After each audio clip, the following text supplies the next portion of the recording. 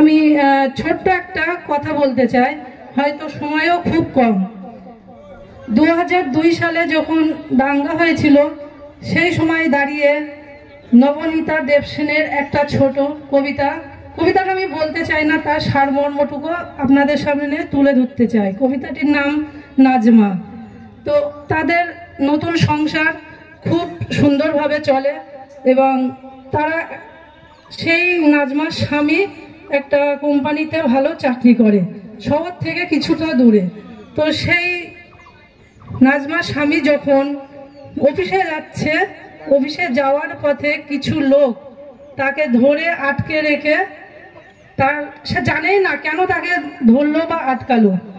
তাকে সে না হিন্দু মুসলিম বা কোন দলের সাথে যুক্ত সেটা কেউ জানে না, সে নিজেও জানে না কেন তারা তাকে ধরলো। তাকে ধরে বেঁধে রেখে তাকে তার গায়ে আগুন দিয়ে তাকে পুড়িয়ে মারলো।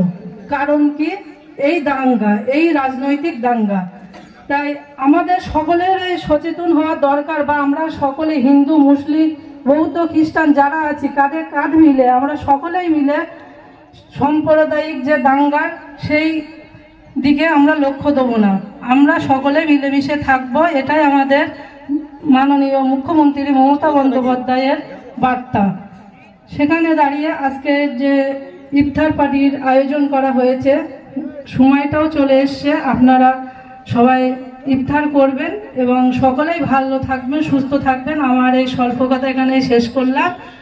মমতা বন্দ্যোপাধ্যায় জিন্দাবাদ, অভিষেক বন্দ্যোপাধ্যায় জিন্দাবাদ, বীণা মণ্ডল জিন্দাবাদ।